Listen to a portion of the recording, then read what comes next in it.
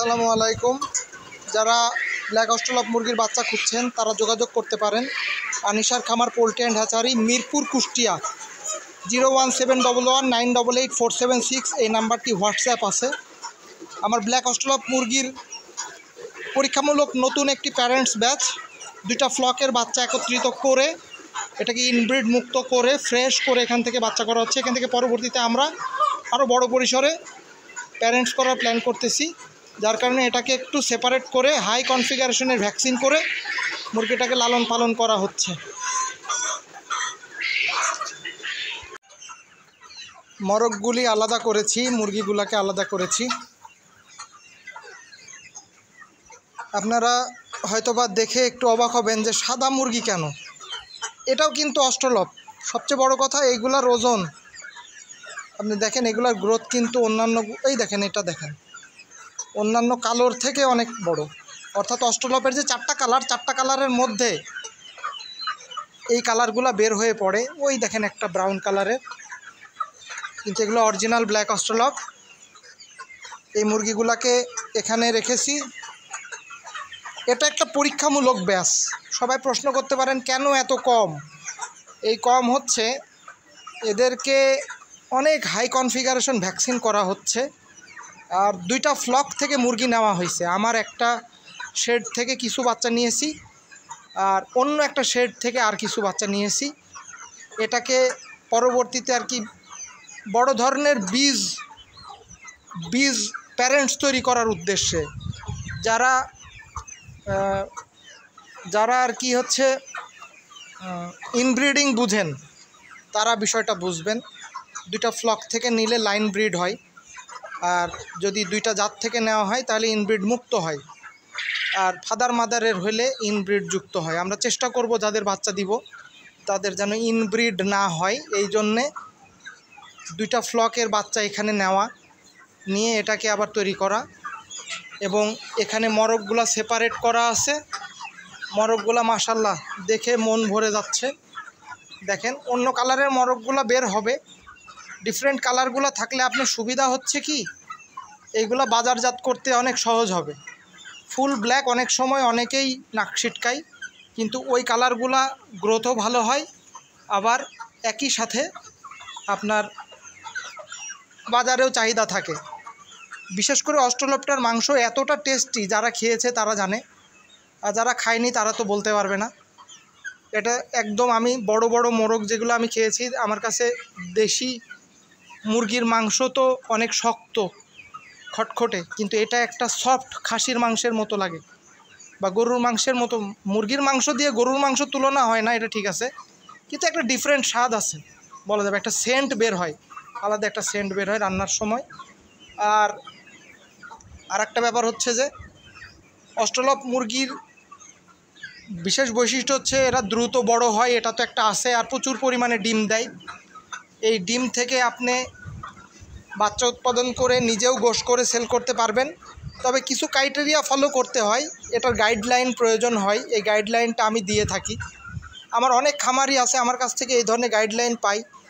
দীর্ঘদিন যাবত আমার কাছ থেকে গাইডলাইন নিছে। এমন হয়েছে যে বাচ্চা নিছে, নিয়ে বড় করছে, মেশিন কিনছে, ডিম ফুটাচ্ছে, সে মেশিনের ট্রাবল, বাচ্চা কেন হ্যাসিং ভালো হচ্ছে না, এই সমস্ত ট্রাবলগুলো আমাকে সলভ করা লাগছে। তো পর্যায়ক্রমে এগুলো করে দিছি বা করতেছি এখনও। হোয়াটসঅ্যাপে মূলত এটা করি। যারা ভয়েস পাঠায়, যারা নক দেয়, যারা সমস্যাগুলো আমার সামনে তুলে ধরে, আমি 24 ঘন্টায় হোয়াটসঅ্যাপে উত্তর দিয়ে থাকি। দিন নাই রাত নাই, কোনো সমস্যা নাই। কারণ মুরগি এমন একটা লাইভ স্টক, আপনার কোনো সমস্যা হয়েছে 2 ঘন্টা লেট করে ফেলবেন, তো আপনার মুরগির ব্যাক করানো সমস্যা হয়ে যাবে। এই জন্য খুব সতর্কতার সাথে পরিষ্কার পরিচ্ছন্ন এবং বায়োসিকিউরিটি মেনটেন করে মুরগি পালবেন। দেখেন, আমার এই ঘরটার মধ্যে আমি সুন্দর করে সেপারেট করছি আমার ফিডের বস্তা, মেডিসিন, আমার ডবল পানির পাত্র। এই পানির পাত্রগুলো আমার সবসময় রিজার্ভ থাকে। এই পানির পাত্রগুলো আমি দিয়েছি।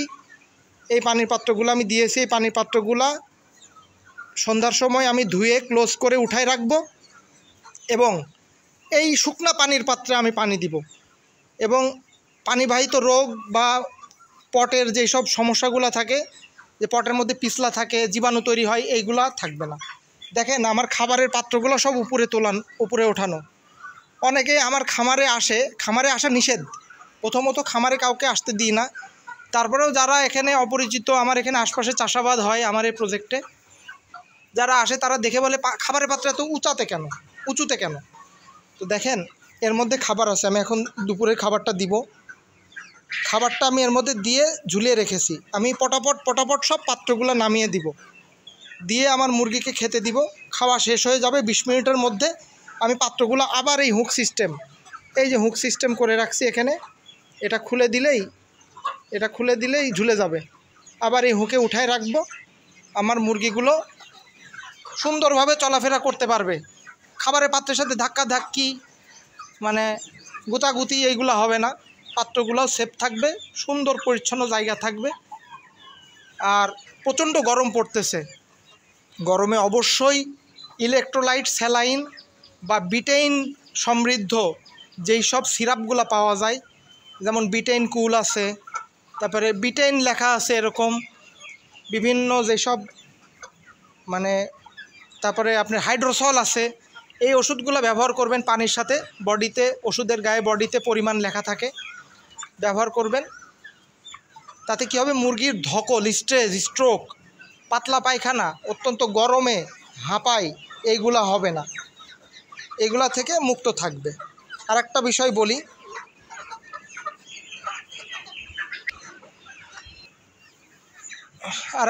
হচ্ছে যারা মুরগি পালেন অথচ ভ্যাকসিনের ব্যাপারে সতর্কতা অবলম্বন করেন না, তাদেরকে পরামর্শ দিব যে মুরগি আমার কাছ থেকে নেওয়ার দরকার নেই, বাচ্চা আমার কাছ থেকে নেওয়ার দরকার নেই, অন্য কারোর কাছ থেকেই বাচ্চা নিয়েন না। মুরগি পালার প্রথম শর্ত ভ্যাকসিনেশন কমপ্লিট করতে হবে।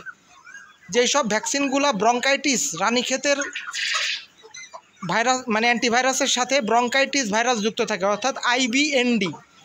আইবি মানে ইনফেকশাস ব্রঙ্কাইটিস, এনডি মানে নিউক্লিয়ার কি যেন একটা বলে, এটা যুক্ত থাকে।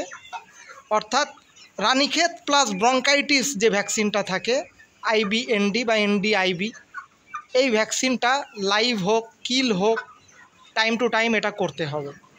যদি ভ্যাকসিন না করেন প্রত্যেক মাসে, মুরগি আসলে টেকানো মুশকিল, কারণ ভ্যাকসিন ছাড়া মুরগি টিকবে না। মুরগিটাকে যদি আপনি 24 মাস রাখেন, অবশ্যই মনে রাখতে হবে যে 24 মাসে 24টা আমার ভ্যাকসিন লাগবে, রানীক্ষেত ভ্যাকসিন না দিলে মুরগি কিন্তু বাঁচবে না। এই সাদা মুরগি, অস্ট্রেলপ মুরগি দেখে হতাশ হওয়ার কিছুই নাই, বাট এটাই ট্রু যেটা অস্ট্রেলপ মুরগি। আমার অস্ট্রেলপ প্যারেন্টসের ভিতর থেকে এরকম বেরোয়েছে, তো আমি করব কি ভাই বলেন। অস্ট্রেলপের কালার যে 4টা, অনেকেই জানে না, অনেকে মনে করে ফুল ব্ল্যাক। তো আমাদের দেশে কিছু ক্রস অস্ট্রেলপ আছে যেগুলোর বিভিন্ন কালারগুলো একসাথে যুক্ত। ফ্রেশ ব্ল্যাক যদি হইতো তাহলে ব্ল্যাকের মতোই হইতো এরকম, কিন্তু এদের আনাই হয়েছে এরকম যে সমস্ত কালারগুলো একত্রিত করে, ব্রাউন আছে, ব্ল্যাক আছে, পেন্সিল শেডের আছে, এরকম দিয়েই অস্ট্রেলপ হয়েছে। অস্ট্রেলপের পায়ের বৈশিষ্ট্য যদি দেখেন, ডোরাকাটা ডাইনোসরের মতো দাগ থাকে, বড় হওয়ার পর বোঝা যায়। মাশাআল্লাহ আমার প্যারেন্টস মরকগুলা দেখেন খালি, এগুলো বড় হলে গলায় পেন্সিল শেড হবে।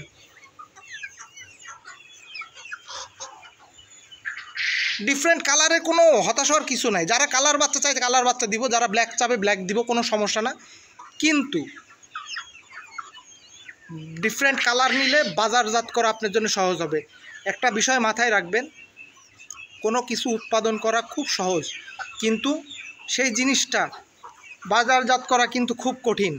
আপনি 10টা গরু করবেন কোনো ব্যাপার না, কিন্তু ব্যাপারী এসে আপনাকে এমন দাম বলবে যে আপনাকে হতাশায় ফেলে দিবে। আপনি মুরগি করবেন 5,000, কোনো সমস্যা না, কিন্তু যে ব্যাপারীগুলো আসবে সে ব্যাপারীগুলো আপনাকে এমন একটা রেট দেবে, সেই রেটে আপনি হতাশাগ্রস্ত হয়ে যাবেন। আমি অনেক খামারিকে দেখছি, আমি নিজেও বাচ্চা দিয়েছি অনেক জায়গাতে, যারা নতুন পালতেছে, কিন্তু ব্যাপারী তাদেরকে শেষ করে দিচ্ছে। তো সেক্ষেত্রে বিক্রির জায়গাটা সুনিশ্চিত করবেন, তারপরে আপনি মুরগি করবেন বা গরু করবেন বা যে কোনো লাইভ স্টক করবেন বা যে কোনো প্রোডাক্ট উৎপাদন করার মূল শর্তই হচ্ছে আপনাকে বিক্রয়ের জায়গাটা নিশ্চিত করা। ঠিক আছে, ভালো থাকবেন। অনেক দিন পরে অনেক কথা বললাম। যারা আমার চ্যানেলটাতে আজকে প্রথম, তারা আমার চ্যানেলটা সাবস্ক্রাইব করবেন, লাইক শেয়ার কমেন্ট করবেন, কোনো পরামর্শ থাকলে পরামর্শ জানাবেন। ব্ল্যাক অস্ট্রেলপ মুরগির বাচ্চা লাগলে আমাকে কল করে জানাবেন। আমার এই নাম্বারটি হোয়াটসঅ্যাপ 01711988476। যার বাচ্চা প্রয়োজন হবে সে আমাকে কল করতে পারবেন। তবে একটা জিনিস বলি আপনাদের, একটু বলে নিই, অনেকেই 5টা 10টা 15টা 20টা বাচ্চা আমার কাছে চাই। তো বিশেষভাবে অনুরোধ রইল, যারা 15, 20টা 50টা বাচ্চা নেবেন তারা আমার কাছে এসে নিয়ে যেতে হবে। অন্যথায় আমি এই বাচ্চা দূর দূরান্তে পাঠানোর আমি ঝামেলা নিব না। কারণ এই 20টা 50টা বাচ্চা পাঠাইতে গেলে যে পরিবহন খরচ বা আমার যে শ্রম বা আমার যেই মানে মূল্যবান সময়টা ওর পিছনে চলে যায়, আসলে এতে আমার পোষায় না। এই জন্য 100-র নিচে বাচ্চা পরিবহনে দেওয়াটা আমার জন্য সমস্যা। তাই মাথায় রাখবেন যে যারা কল করবেন বাচ্চা নেবেন তারা ন্যূনতম 100 পিস অর্ডার করার মন মানসিকতা নিয়ে আমাকে কল করবেন।